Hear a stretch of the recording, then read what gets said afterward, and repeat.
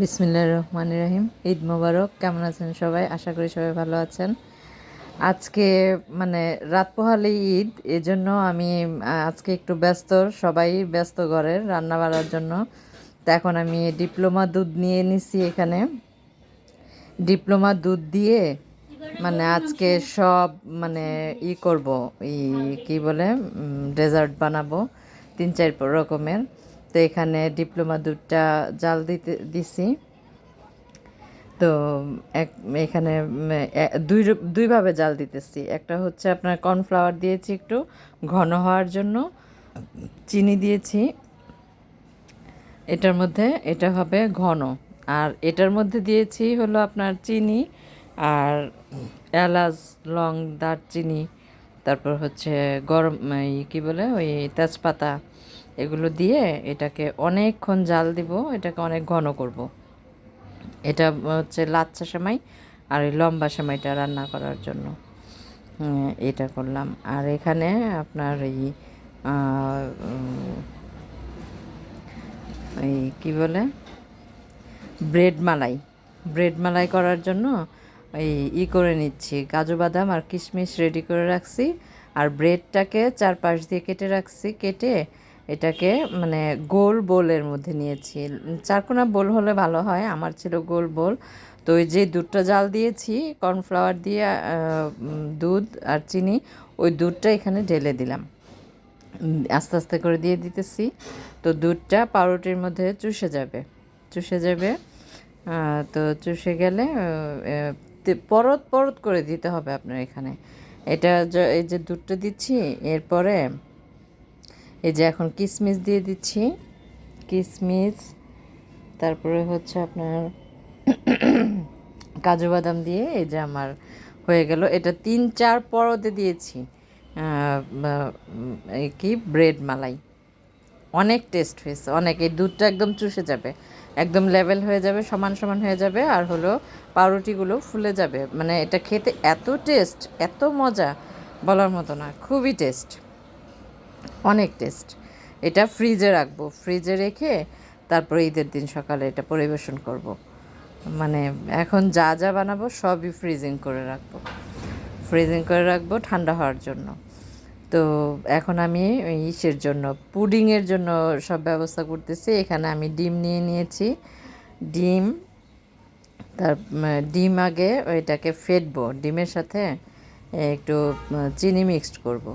চিনি মিক্সড করে, চিনি বেশি দিব না কারণ দুধের মধ্যে আমার চিনি দেওয়া আছে। তো তো চিনি দিয়ে দুধটাকে ভালো করে, ডিমটাকে ভালো করে ফেটতে হবে, অনেক মানে একদম মিহি করে ফেটতে হবে এটাকে, কুসুমটা যেন একটুও আস্তে আস্তে না থাকে। তো ফেটতে হবে। এখন ফেটতে ফেটতে এটাকে একদম এমন মানে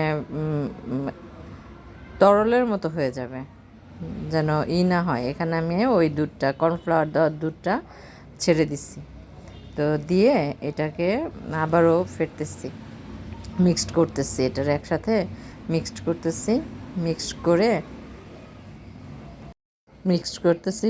করে এটাকে এখন আমি একটা ওই যে ক্যারামেল করে রাখছি, এই ক্যারামেলের মধ্যেই এই কেকের বোলের মধ্যে ঢেলে দিচ্ছি। এখন বড় একটা পাত্র নিয়ে নিয়েছি, সেই বড় পাত্রের মধ্যে আমি একটা স্ট্যান্ড নিয়েছি। আমার হচ্ছে এই মাটির স্ট্যান্ড, আপনাদের ঘরে যার যেরকম স্ট্যান্ড থাকে ওরকম নেবেন। আমি মাটির স্ট্যান্ডে নিয়ে নিয়েছি।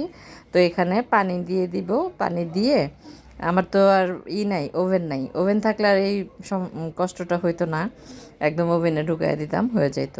কিন্তু ওভেন যেহেতু নাই, তো এখন বড় হাঁড়ির মধ্যে এটা বসিয়ে দিয়ে, স্ট্যান্ডের উপরে এটা বসাইছি, তারপর পানি দিয়ে দিছি।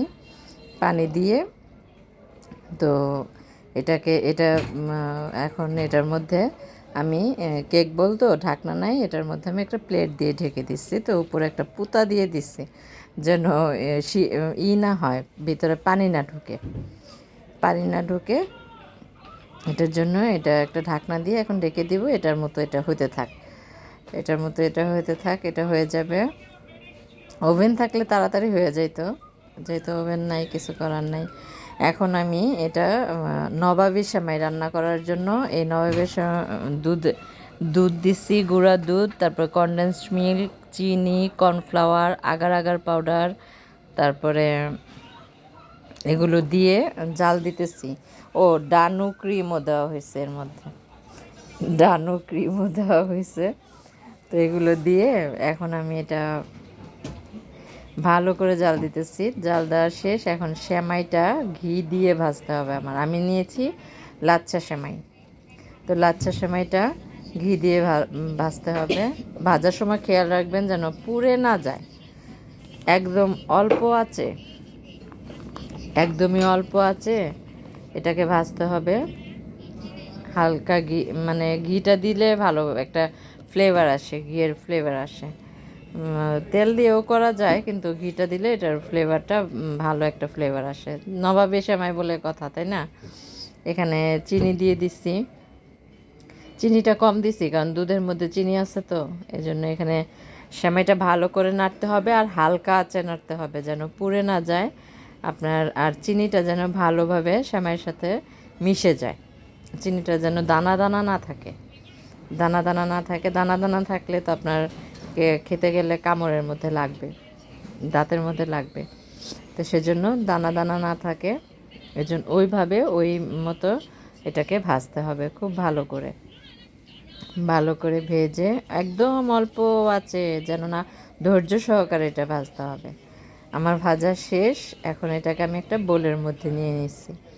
বোলের মধ্যে নিয়ে এটা এখন অল্প অল্প করে এটা দিচ্ছি। এটা ঠান্ডা করে নিচ্ছি, ঠান্ডা করে এটাকে এখন অল্প অল্প করে বোলের মধ্যে দিচ্ছি। তো